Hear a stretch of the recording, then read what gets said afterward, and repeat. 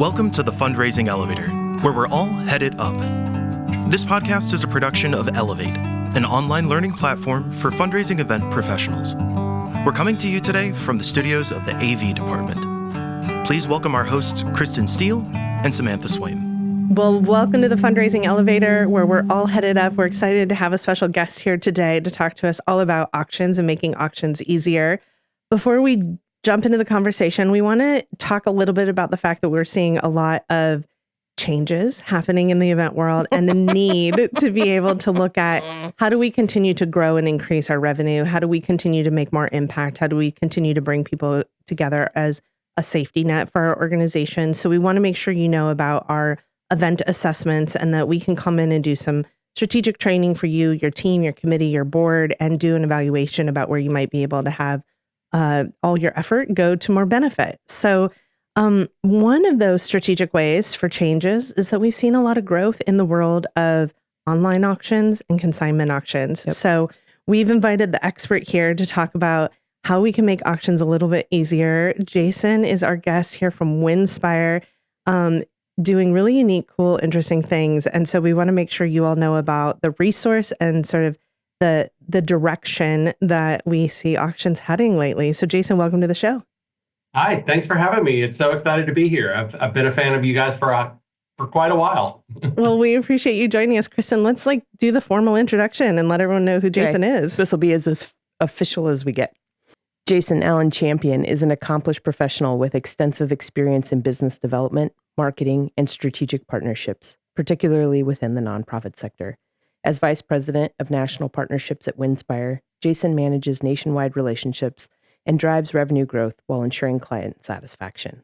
Prior roles include Senior Vice President at Getaway to Give, Area Director at One Cause, and Special Event Director at the Museum of Science and Industry. Additionally, Jason has an established presence in design, having been a finalist on HGTV Design Star and an HGTV On Camera Personality, which I love. Mm-hmm.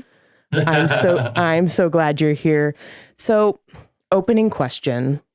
You are also, in addition to all these things, a nonprofit leader. So in that vein, with that hat on, how would you use a consignment auction to raise money for your nonprofit? Excellent. Great question. And thanks for the bio. Hadn't heard that one in a while, so appreciate it. All the bits. We're reaching old school. Yeah, going all the way back. Stuff there. Using consignment items is making sure that you've selected the right items, the right price point, being able to maximize those to whatever flavor that you think your audience is going to be. And I always tell every one of my customers, clients, friends, family, foe, whatever that it may be, want to use this product, is to, do your normal strategy of making sure that you get items donated. Our product can be an and it could be a lift. It could be the tent pole item that's there to draw the attention that may help you sell the other items that are there. But it's one of those things, it's like every organization is different. Every event is different, even though it may be the same platform you're using or the same venue or similar missions. Every one of them is unique in the fact that I like to have conversations to really strategize how to make sure to use the product properly.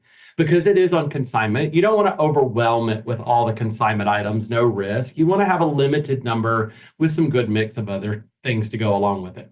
Well, so for someone who hasn't used consignment before, can you just explain the ins and outs of what that means? Like, how do you define consignment? When do people pay for it? You just said no risk. What does that mean? Like, give us the 101 of consignment. Yeah, awesome. So over at Winspire, we started in 2008.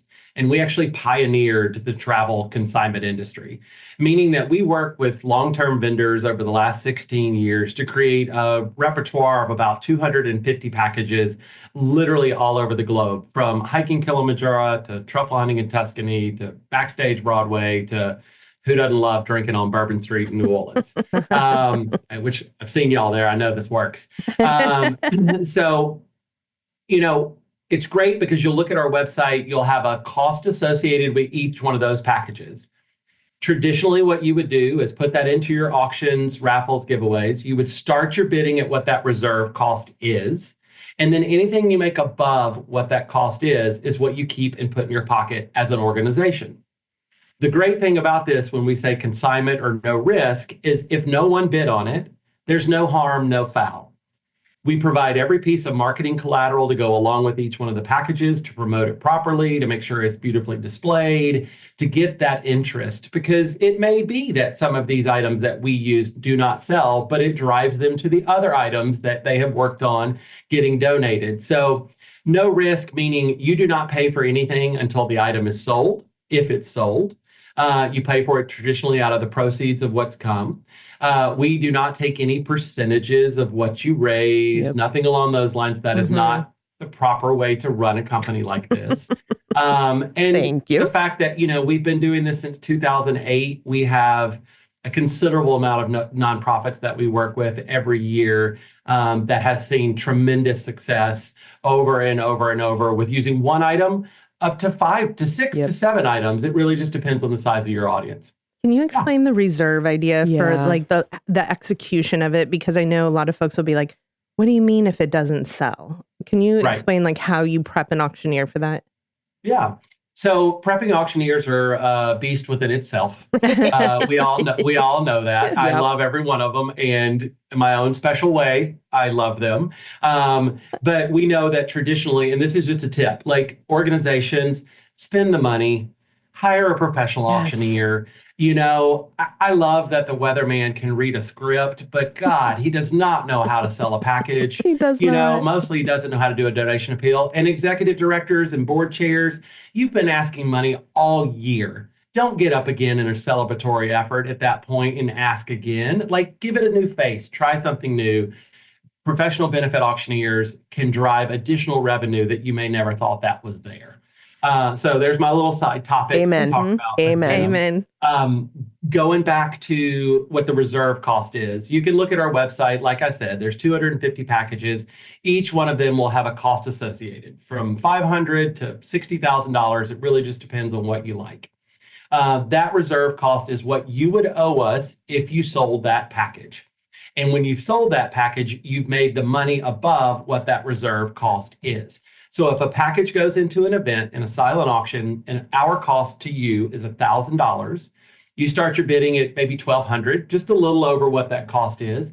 And anything you make above that $1,000 is what you keep and put in your pocket. And again, if it doesn't sell, there's no harm, no foul.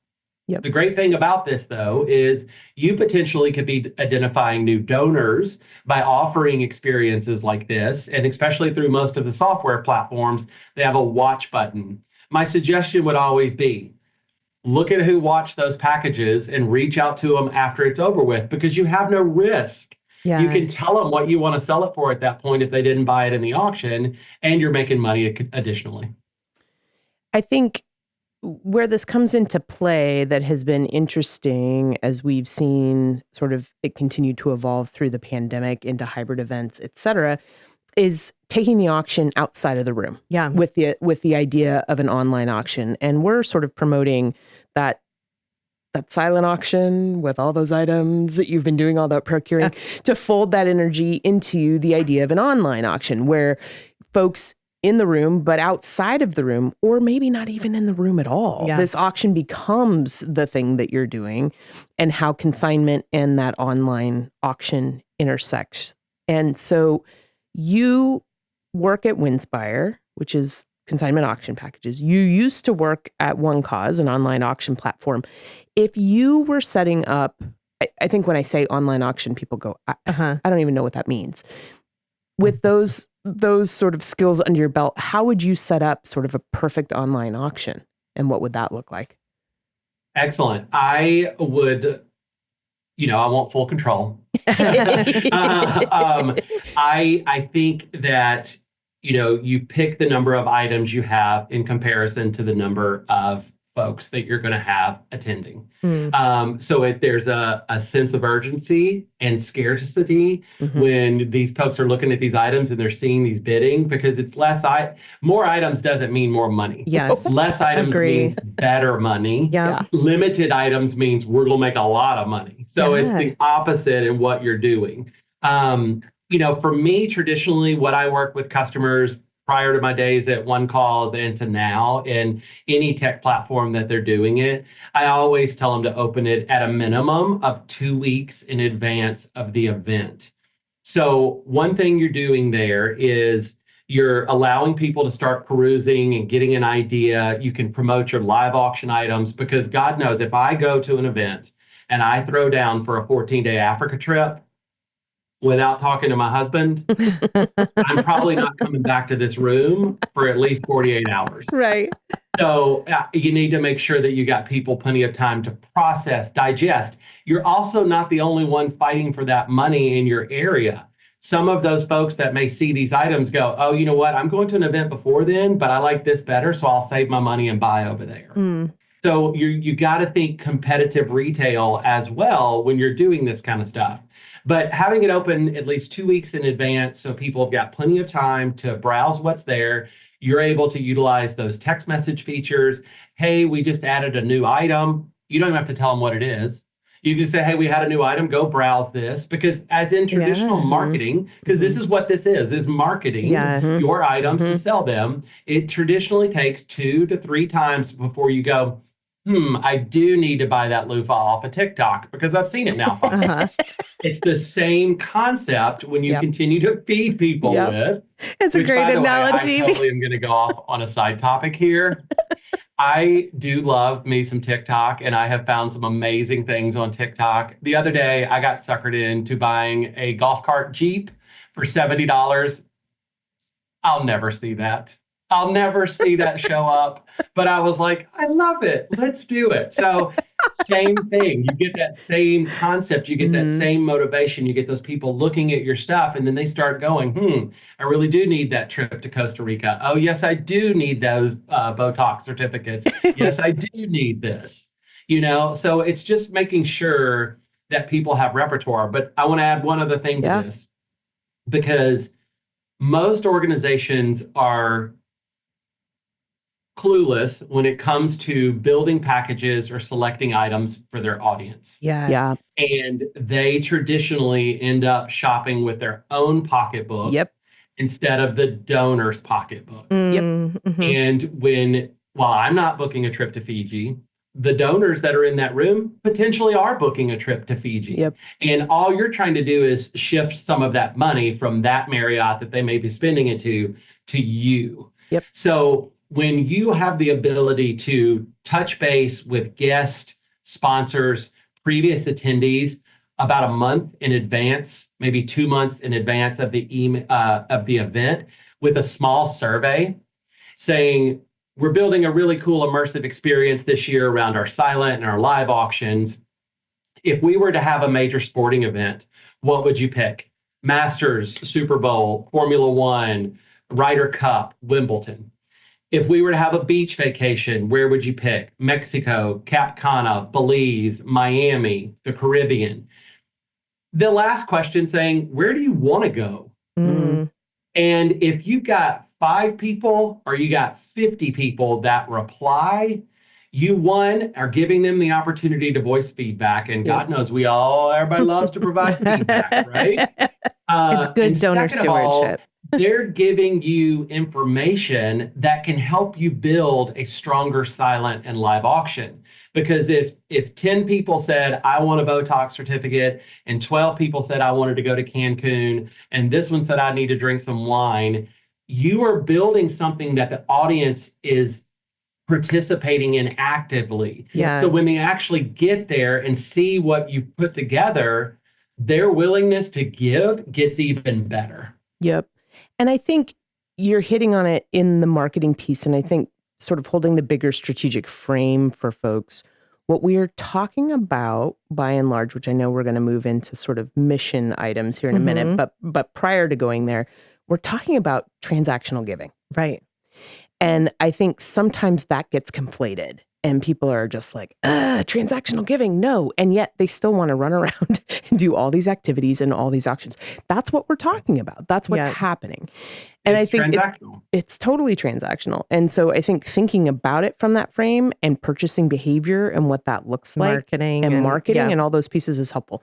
The other thing I'm realizing is that we quickly moved into the idea of online auctions, and I want to back it up a second and just sort of lay out for folks to whom that may be a new idea.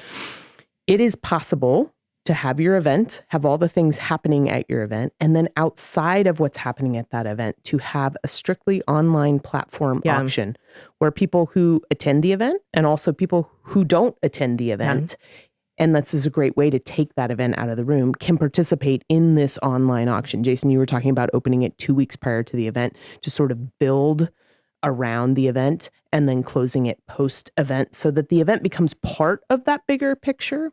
Also, we've had clients not affiliated with an event who have a gap they're trying to close or see an opportunity, and they do, I don't want to call it a quick and dirty, but a quick and dirty online auction where they do these great packages, many of them consignment, no risk way, to get some of those big sexy items. Maybe thematically, it's a travel auction or a rare experiences auction or a wine auction, whatever that looks like, and do it all online and have people participate in that way. So there's a lot of ways this can integrate into things you're already doing and also open up a new opportunity for you without potentially all of the work of a big event to do an auction. So I love what you just said of opening the opportunity. And that is where nonprofit executives get in their own head and start to withdraw. And when you realize that you are a global mission, regardless what it is, if you're in Paducah, Kentucky, and you're working on the homeless issue, that is a global issue we all face. You know, it doesn't matter that just because you're alone in Paducah, Kentucky, you're a global organization. And to be able to put something online, share through social media, you're garnering more people paying attention to what you're doing, just in general for your organization, but the entire cause. And so when people start working together like that to promote and build, we'll come quicker to finding solutions for these problems that we face on a daily basis. I love that. I love that. Well, let's talk about the specifics of mission packages, because Jason, this is something that you sort of like expanded my brain on. I've sort of been slow to adopt consignment. I've been a big fan of let's get what we can donated and let's not have any expense. And then the online auction world expanded dramatically during COVID. We started to see people adapt to online auctions independent of their event happening as sort of a additional campaign. And then you started talking to me about, well, we can get really specific and create packages that are not just about the survey of what where your guests want to go, but can also incorporate and speak to your mission. Can you talk a little bit about sort of the approach of centering your mission in your consignment? I love this part. I love this part because I love building things that we know are going to be a slam dunk for folks. And this is another like little key thing of what we talked about with the survey. You know, you're asking questions, you're building excitement, you're roping people in. You know, over the last couple of years, you know, well, during COVID, we had plenty of time to sit and think, right? Especially around events and travel. We had plenty of time to think. So I started working on some product that I call donor cultivation experiences. And it could be for 2 people, it could be for 60 people, it can be for 600. But my first case study that I did was with the United Negro College Foundation. We created a package that took people to Memphis to see where Martin Luther King had been shot, going down to Montgomery, walking the bridge in Selma, and then ending in Atlanta at Ebenezer Baptist Church. Wow. That package raised close to $700,000 for them that year because it was mission driven. It was focused. It showed folks what we're doing. These are why we're continuing to fight. These are why we're giving scholarships to these kids to get out in the world and fight for us, fight for our race, fight for our people. So it's really unique how we can do that. I build a lot of stuff for nature conservatories around ecotourism. I build stuff for Alzheimer's associations around multi-generational travel. So we've got options to work within the industry that can cater to what it is that your mission is. So one of my other successful ones was I built just a very generic package going to New York, but it was for Boys and Girls Club. Boys and Girls Club in Dallas sold that package to go to the Boys and Girls Club in New York. It revolved around Broadway, but those winners got to see the Boys and Girls Club in New York and volunteer for like 2 hours on Saturday morning, doing stuff with the kids. And it brought them back full circle of why they purchased the package, what they're doing. And now that donor is a donor of both chapters. That's amazing. That's amazing. And I mean, I think people forget continued stewardship. Yeah. Right. We should talk about that when we come back from the break, because stewardship is something that is a unique opportunity too, in that when someone buys the package, they still have now a relationship with you when they go on the package. So let's talk about that after the break. We'll be right back.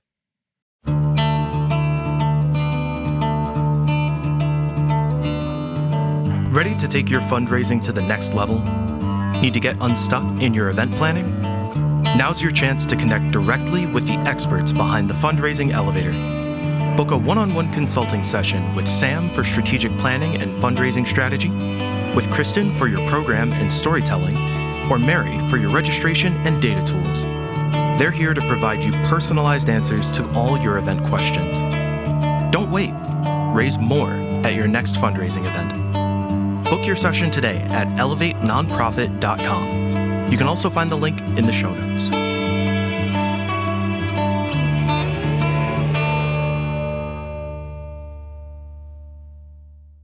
Welcome back. We are here with Jason Champion from Winspire talking about consignment auctions as a tool to greatness. That's the new tagline. Tool to greatness. So before the break, we were talking about mission alignment and what that can look like. And Jason, I'm wondering if you have a favorite mission-centered auction that you've seen or have helped design and you'd be willing to share. You were talking about some specific packages, but I think sometimes people can think more broadly, either in theme or in mission, and use that as how they're hanging things off of an auction versus it being a bunch of non sequiturs for folks. Yeah.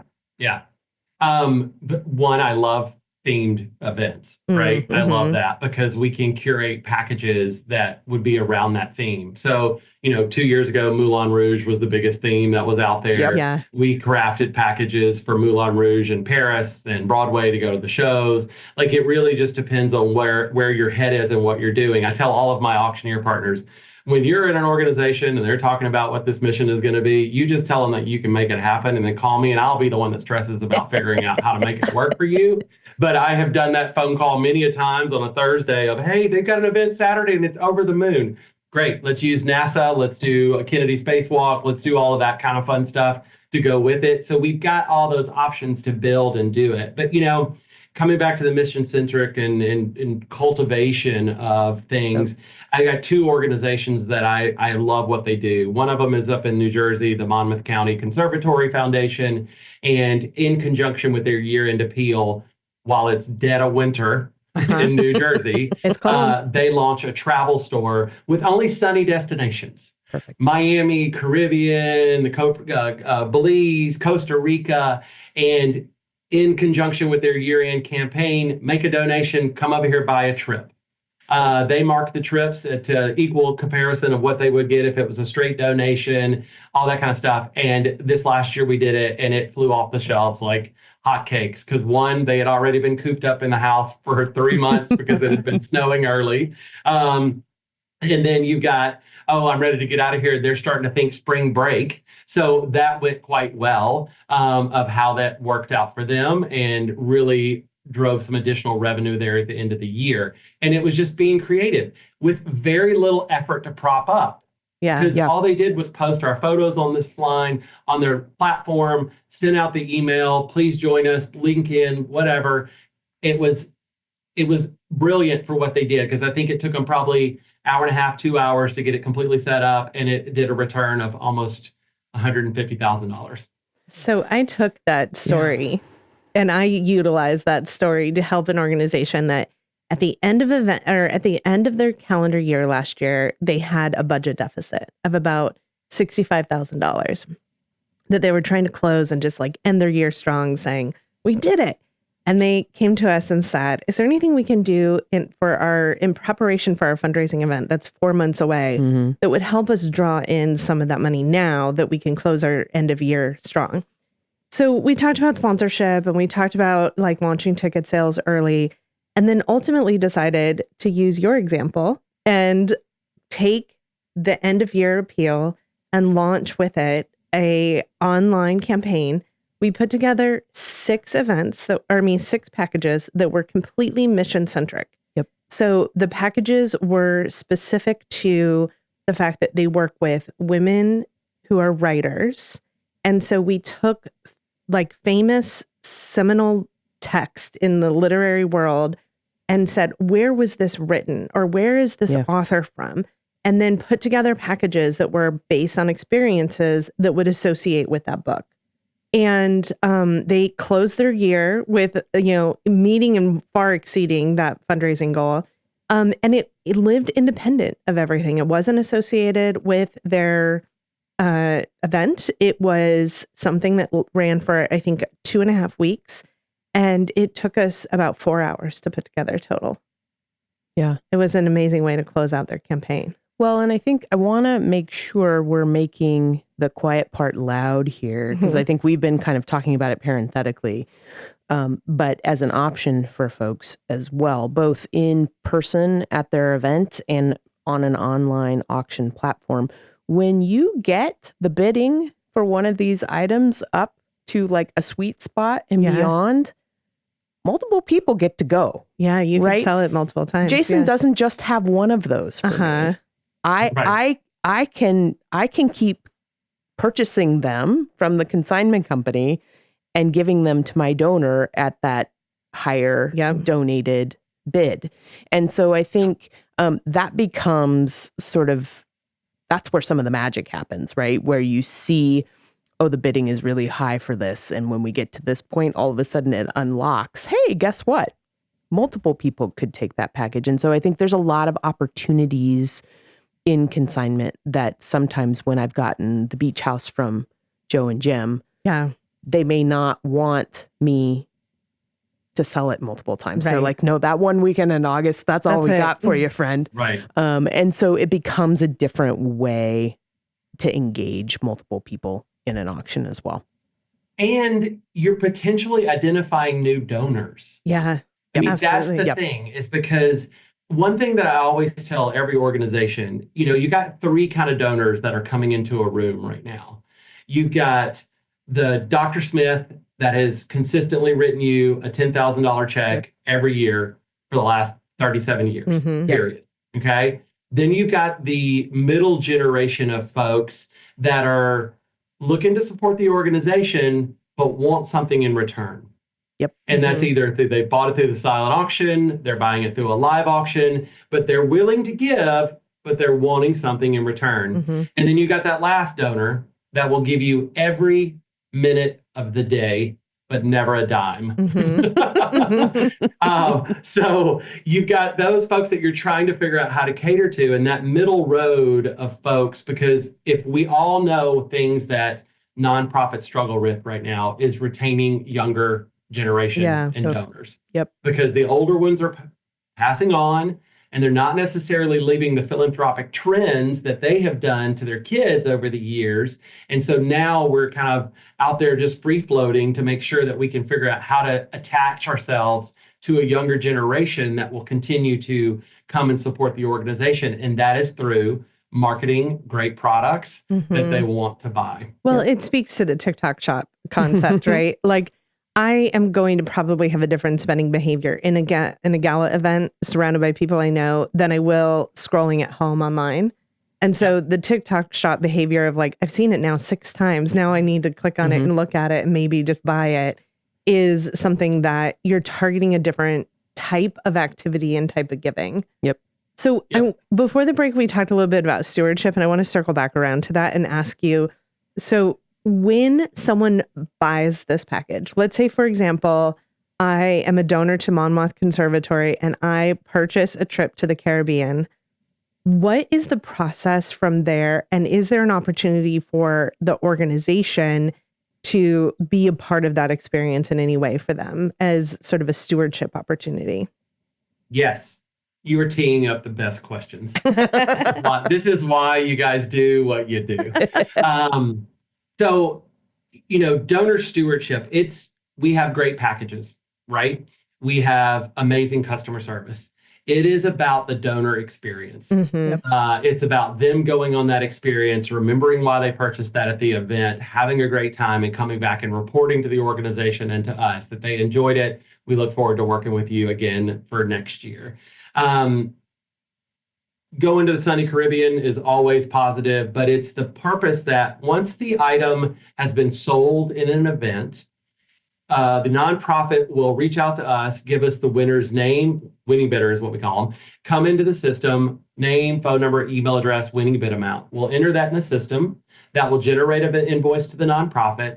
And once that nonprofit has paid that invoice, our team goes into effect. Meaning that we will email that winner all of the booking vouchers with some preliminary information. Click this link, fill out, your Sky Miles number, whatever that it may be, some general information. And then our agent will reach out to call to confirm they got that email. Because, we got a lot of folks that night, they're writing down some weird stuff. You never know what that email address is. There's some liquid courage maybe behind some of this stuff. Yes. So, to confirm that they got it. And at that point, then set up a time to start scheduling their trip. Because you're assigned a personal concierge that comes into the system and that will book that trip with them from start to finish. Because we operate as a full service travel agency, if that winning bidder wants to add on more nights or add some additional tours or bring other people, that's what that agent is there to do. First class, white glove service throughout that entire process. Now, to drill down to what we call in the hospitality world, surprise and delights, is with our partnerships that we have through our vendors all over the globe. I say we dominate Napa. We dominate Napa because we own a hotel. We own our own wine brand. We're co-owners of a transportation company. So what's amazing is that when you've bought the Napa package to go to the Setting Inn and do multiple tastings, you have a chauffeur and dinner at French Laundry, all kinds of fun stuff. When that chauffeur pulls up in the parking lot to pick you up that morning, when you get in the car, they say, Dr. Smith, thank you for supporting XYZ organization in New York City. Yes. That immediately goes, this is not just some fly-by-night situation that I purchased in. And it immediately makes that donor go, oh, I feel good. I feel good that I spent money where I should and helped that organization raise money. And then that just starts their day. When we have folks check into the Plaza or other major brands that we use around the United States, we have asked the executive director to email us a thank you letter that we can put in the booking notes. So when people arrive, we could have had that letter printed. They could be handed to them with their room key and a one more thing of, thank you. This is Executive Director Stacy. We appreciate you supporting us. Enjoy your trip. Please call us when you get back. When you take pictures, tag our organization. Oh, so good. So good. Kristen's eyes. You both are like, oh my God. Well, yes, because I want to go on that trip. One, but two, I think this is an arena that needs some continual amplification for our nonprofit friends, because I think sometimes historically consignment has been not that in our minds, that we're effectively bringing you in to help enhance the relationship. Instead of, we aren't turning that relationship over to you. And there's a fundamental difference there in terms of opportunity. Whereas we've all purchased that trip at an auction that we can't book. Right? I'm emailing the person, the dates that phrase mutually agreeable date kills us, right? Right. And it becomes sort of that thing that you're like, I've got this drawer of stuff that I haven't been able to use, and it doesn't sit as well at the end. And I do think there's a way for transactional giving to feel great and to turn into an experience and to turn into a relationship. And if we're not doing that work, then it will only ever just be a transaction. And your mission doesn't matter. So I think finding ways for that mission to come through and that relationship to continue to be amplified is great. Yep. If I'm new to the idea of consignment, I've got 40 million things I do. My event is one of them. Right. What do you mean? Janitorial supplies? All of it. I'm cook the IT, lunches, I'm you HR, raise the I'm money. all of Yep. it. Comms dev, All the of hats. it. All of it. Yep. Is it better for me to start shopping a catalog and having start to have an imagination about what my donors might want? Or should I call you and say, I want the dream Disney package? Like, how do people start? What does that look like? Hey, Jason, this is what I've got going on. Let's talk through it. Because of having been in the industry for as long as I have, Yep. I mean, I've worked in and around thousands and thousands of events. And I like to share any tips and tricks that I potentially have to help small organizations, large organizations continue to reach their goals, because that is the whole main purpose of all of this, is hitting the goal that you need to hit to support the mission that you're out there busting butt for, period. Yep. So, I traditionally, when I go into a first conversation, there's some preliminary questions that I always ask. Are you using a professional auctioneer? Are you using a tech platform? Okay, tell me what's the most expensive item that you've sold in your event last year. Because if you say, I've only sold a $500 Weber grill, I don't know if this is going to work. And I'll be honest with you. Right. But if you said, we sold something for $10, $8, $12, $13, $20,000, okay, great. We've got some conversation here that we can have. I try to steer people away from our website in the beginning because it happens every time, and I'll bet you $1,000 every time. When somebody starts going, they're about 2 pages in and they forgot why they were there and they start shopping for themselves. Yep. So 1,000%. Yep. And I get that back every time. So what I do is, after our conversation, I curate a list of some top sellers, highest grossing, theme-oriented conversation we had. Hey, we got mostly a golf group. Hey, we got mostly an adrenaline group. Hey, we got a foodie group. And I kind of curate 20 packages to present first and say, okay, use this as a jumping off point. Yep. You look through these first, and then if we're not where we need to be, then go start digging into the website, because I've now trained them to not shop for themselves, to start thinking for what the organization is. Yep. Because if everybody on this call listens, hey, call me if you want to travel yourself. We're happy to work with you, but let's get business taken care of first, okay? Yes. And let's get that done, so it makes it easier for you to ask for a 2-week vacation when you exceeded your goals by using some of our products. Let's start with that. I love it. Well, I want to do like a rapid fire game real quick.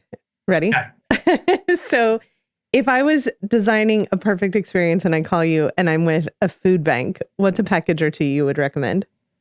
Definitely an in-home chef, for sure. For 10 people with a wait staff to come and cook. It's great for any kind of donors. It could also be underwritten to give to folks that may potentially not have the opportunity to purchase that package at an event. So I'm going to figure out how to solve it in everything. So get ready. Yep. So what if we are an LGBTQ advocacy organization? Let's go family. I have tons of LGBTQ packages, from Gay Key West, Gay New York, Gay Nashville, Gay New Orleans. What if we are a Civic Light Opera? Oh, I love that, because we can go on a tour throughout Europe and see the roots of where opera was, of going through the trails of Buccelli and things along those lines to really make it impactful. What if I'm a celebrity foundation, like a soccer star that has a family foundation? Excellent. We love those soccer stars that have family foundations. We love those pro footballers that have those family foundations. Traditionally, I will say that when I work with some sort of a celebrity-driven organization, and that it's a high probability that a celebrity will be on that experience when we go, obviously we have to put in some additional security procedures, things along those lines. But I have some really cool behind-the-scenes stuff that some of the celebrities can't even get themselves. And what if I was in elementary school? The other end of the spectrum. I love elementary schools. First of all, I will throw this out there and say this is not rapid fire. I'm changing the subjects, but elementary schools, think about selling sponsorships of stairwells. Oh, like your name on each stair? have an artist or whatever decorate the inside of the stairwell and call it the AutoZone stairwell or whatever that it may be that the kids are using all the time. I learned this because the Boys and Girls Club in New York, straight up and down, right? New York, they sold 2 floors in each section of the stairwell and had it decorated like that company. Like one of them was a treehouse company, and you had ropes you could pull up and stuff like that. But it was an opportunity for the kids to be entertained, plus gave them an opportunity to get in the door and help support the organization. Oh, so good. Super creative. Now, old, senile, 50-year-old mind. What was the question? If I was putting a consignment package together for an elementary school, but I like that one. Well, definitely I would look around Disney and kid-friendly adventures. We're not going to send them to Napa, and we're not going to send them to New Orleans. So let's talk, we mentioned the LGBTQ community. Let's talk about the fact that if we're doing an online auction and we're reaching a much broader audience in today's political environment, a lot of our nonprofits are so really worried about where the federal funding is coming. They're worried about whether or not they utilize language like equity in their mission, in their descriptions. Can you advise, is there any precaution or any advice you have right now around developing or marketing your online auction to a broad audience, not knowing who might be buying and tapping into and watching your social media for it? That's such a tricky question in the environment. I'm glad she asked you it and not me. Yeah. I think it's just a very tricky environment right now. And depending on the level of how safe you feel, you can be targeted in who you broadcast the items to the event, who it may be. But then, I'm also on the ship of $50 is $50. And right now I'm happy to take your money. And if that's the case that we're going to be in, let's take as much of that kind of money as we possibly can. Right. Yep. So I think it's one of those things that, if it's not a tangible item, or if it's not something, like, what does it matter if they bought it? What does it matter? Like, you're going to send them off on experience, like if a straight couple that voted Republican that bought a Gay Key West package, maybe it'll be educational for them. Maybe that'll change their mind. Who knows? If it's a gay couple that bought a trip to go to the NRA and start shooting rifles, maybe that'll open their mind too. Who knows? The more that we can have some cross-pollination and communication is where we're going to learn how we can get along much better. Because listening to the news, you can't keep up right now. You can't understand what's happening. But and I think you and I all had this conversation when we were in Nashville together, when you sit down and have a conversation, everybody's kind of in the middle. And you find those commonalities, because it's what we do at Pride here in Sarasota. It's one heart, one mind at a time. And having those meaningful conversations outside of the craziness of left, right, colored, purple, green, whatever. Like, you put that aside and you realize, I'm your neighbor. I put my pants on at the same time. I pay my taxes just like you do. Like, it's a little bit of everything. And when you have those conversations, it could be meaningful. And as a member of the LGBT community, like, it's time for us to help educate. Instead of fight and instead of retreating or hating someone because this is who they do, it's time for us to step out and say, let's have a conversation. Let's learn who I am and what you are and what we do. And let's talk about how we can help each other. And when we can get back to that, we're just going to be a better place. We're just going to be a better place. I hear in our conversation today the opportunity for consignment auctions to be a solution for folks. I'm curious, and I'm sure folks listening are curious, like, cool, but what's the timeline for something like that? What's that actually gonna, it's like we talked about, a couple hours to get the items up online, but total runway and total consideration when they're looking at the 40 hats that they're carrying. What does that look like to be successful for folks? Yeah, that's a great question. proper planning and promotion, we forget about that sometimes. Yeah. And we just go straight to, okay, we got cocktail hour, we got program, we got dinner, we got dancing. Done. Like no thought of like, how are we actually getting there? Okay, when somebody receives the invitation, does the event start then? Is that need to be carried through all the way from there to the beginning to the end? Is the follow-up supposed to look the same way? So it's the same kind of planning, not as heavy lifting and planning to prop up an online auction as it is to do a 500-person gala. Right. But proper planning and promotion is how you're going to gain the followers and exposure that you're looking for to make that successful. Yeah. So if you've got the time that you've prepped, I could say you prep for like a week and get it launched, and then you run it and run your social media ads with it, run your email campaigns, put a block on your email signature, click this link to check out our Winspire website. Like all of those kind of things just continue to add up. While it may not be the big rocks, it's the sand we're sweeping in between those to support those big rocks. Yep. What about timeline on the actual use of the package too? Because I know that during COVID, we started to see that become a consideration. Is that a set standard for every package, or is it different? Yeah, so unless it's a set date, like if you're going to the Kentucky Derby, you're going to the Kentucky Derby, right. But if you want a package to go to Cancun, the winner has up to 2 years to use that package. We ask that you at least try to book it within the first year, even if it's a year out. Yep. But, try to book it and be on the phone with us. Let's talk through it so we can go ahead and start looking forward to the times that they may want to come. Because if you're telling me April 27th, March 27th is where we're at. Yeah. March 27th. June 27th. Yeah. I'm like, is it 2028? It's the longest year ever. Yeah. What's happening? I know this week is the longest year ever.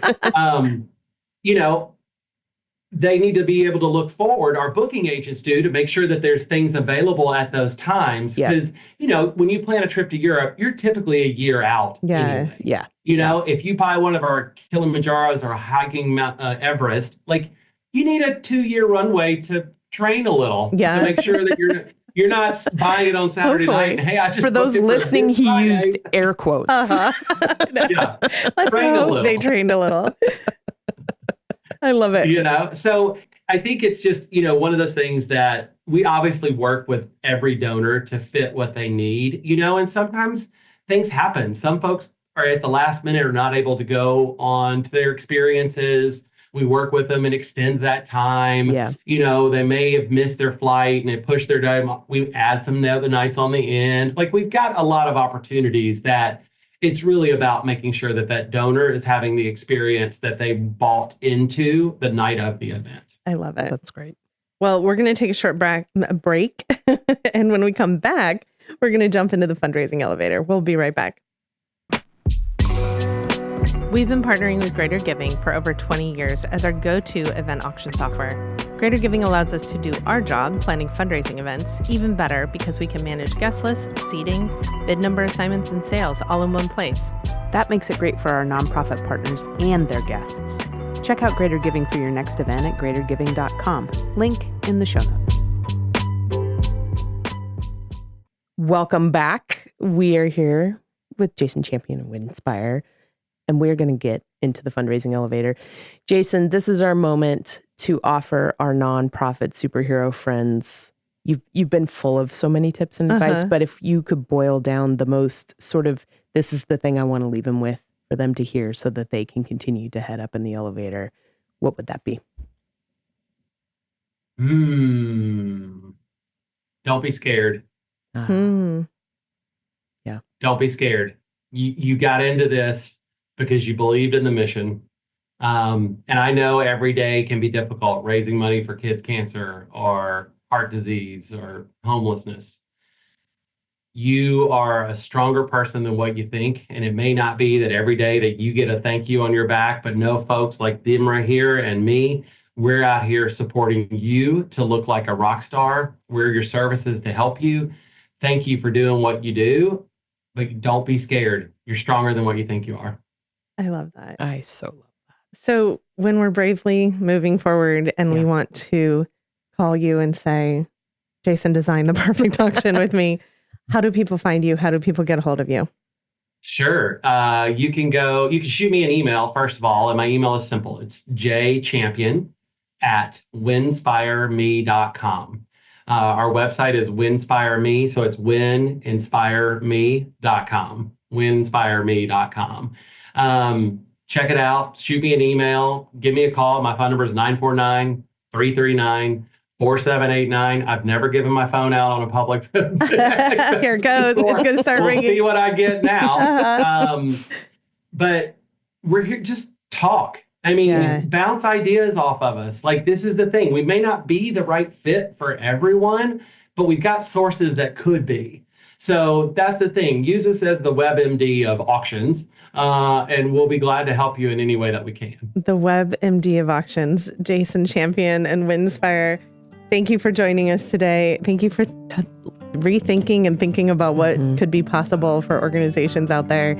And we'll move bravely forward in our auction planning. Awesome. Love it. Thank you. Thank you. The Fundraising Elevator is produced in partnership with Swaim Strategies at the studios of the AV department.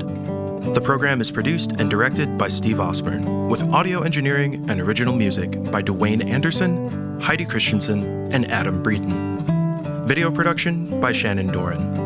Graphic design by Pendulum Creative Group. Marketing by Lisa Aragon. Support from Mary Elizabeth, Todd Campbell, John Lyles, and Andy Dowsett. And voiceover by Josh Boykin.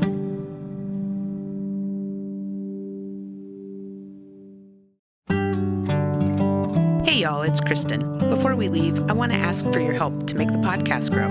If you enjoyed what you heard today, please like, follow, and subscribe to the Fundraising Elevator. And if you're getting a lot out of the show, share it with a friend. Leave us a review. These things help make sure that the podcast continues heading up.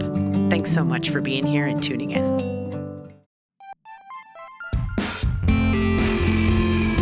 Event planners are discovering Avenue, the Pacific Northwest's new AV-forward event venue, intentionally designed with nonprofit fundraising events in mind.